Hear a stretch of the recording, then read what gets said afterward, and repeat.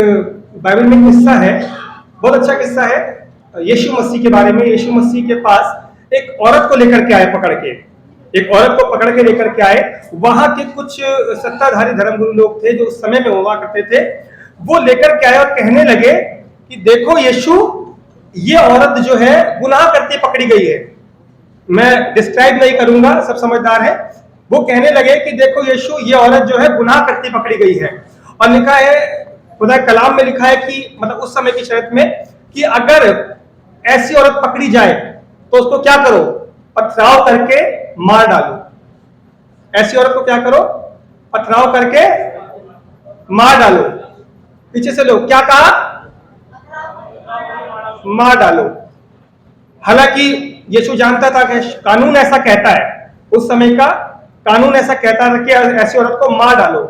मगर यीशु ने एक बात कही और बहुत अच्छी बात कही। आप लोग फिल्मों में भी यह बात सुनते होंगे, कई नेताओं से बात सुनी होगी, मगर ये जो बाइबल है ये नेता और फिल्मों से बहुत पुरानी है ना। सो इसमें एक बात लिखी थी, यीशु ने कहा कि जिसने गुनाह ना किया हो, जिसने पाप नहीं किया, वो पहला पत्थर मारे। मैं किसी को मना नहीं कर रहा हूं, जिसने पाप नहीं किया वो पहला पत्थर मारे।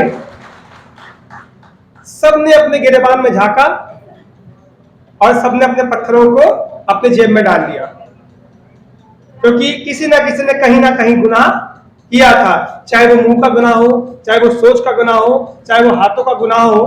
गुनाह बहुत तरीके के होते हैं। हम तो कहते हैं कि हमने तो अभी तक किसी को मारा ही नहीं, हत्या ही नहीं करी, तो हम कैसे गुनाहगार हुए? नहीं, आपके कुछ शब्द ऐसे थे जो आपने बोल दिए, उसने नफरत फैला दी और उस बंदे ने जाकर किसी को मार दिया।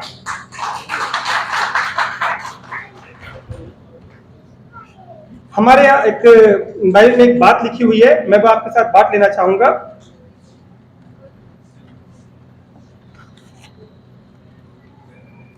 आपको बड़ा अच्छा लगेगा इस बात को सुनकर। लिखा है, हमने प्रेम इसी से जाना कि उसने हमारे लिए अपने प्राण दे दिए, और हमें अपने भाइयों के लिए प्राण देना चाहिए।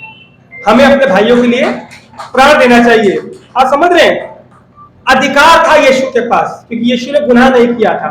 अधिकार था, वो पत्थर मार सकता था, मगर उसने अपने अधिकार का इस्तेमाल नहीं किया। उसने वहां पर प्रेम को प्रदर्शित किया, उसने वहां प्रेम को बांटा, उसने वहां प्रेम को दिखाया। और जितने लोग वहां पे थे वो भी क्या सीख के गए होंगे? उन्होंने देखा होगा कि यीशु के पास अधिकार था, मगर उसने अपने अधिकार का फायदा नहीं उठाया, मगर अधिकार को उसने दबाया और क्या करा, प्रेम को बांटा। मैं मान सकता हूं कि आपके पास अधिकार होंगे कि हमारी मस्जिदों को तोड़ा जा रहा है, हमारे मंदिरों को तोड़ा जा रहा है। मैं ये नहीं कहूंगा खाली मस्जिद और चर्च तोड़े जा रहे हैं। आज दिनों में न्यूज फेसबुक पे देखता हूं मंदिर भी तोड़े जाते हैं। ऐसा नहीं है, ये सिर्फ एक हमारी विचारधारा है कि किसी एक पर्टिकुलर समाज को ही देखा जा रहा है। सबके साथ जिसको जहां मौका मिलता है वो अपने अधिकार का इस्तेमाल करना चाहता है। सिर्फ जो यहाँ पे सारा खेल चल रहा है वो यही चल रहा है कि अपने अधिकार का इस्तेमाल करना चाहता है। प्रेम बांटना तो चाहता ही नहीं है, तो अपने घर में भी प्रेम नहीं बांट रहा है, क्योंकि जो वो बोएगा वही तो लोग भी काटेंगे, सब परिवार भी काटेगा। आज हमें जरूरत है कि अपने अधिकारों को हम पीछे रखें और सबसे पहले हम प्रेम को बांटें, क्योंकि बाइबल बताती है, एक बात बताऊंगा आपकी, बाइबल बताती है कि जब मैंने पिछली बार बताई थी वाली बात कि जब तू कुर्बानी करने मेरे पास आए और तेरे भाई से तेरा कंटा हो, बाइबल में यही वर्ड लिखा हुआ है, यदि तेरे भाई से, मैं एग्जैक्टली बता रहा हूं, यही लिखा हुआ है, यदि तेरे भाई से तेरा कंटा हो तो जाके पहले अपने भाई से सुलह कर लेना, तब जाके तेरी कुर्बानी कबूल होगी। और जब खुदा ऐसी कुर्बानी को कबूल नहीं कर रहा तो हम कैसे ऐसे लोगों को कबूल कर लेते हैं? एक दूसरे के साथ अपने अधिकार नहीं, प्रेम को बांटे।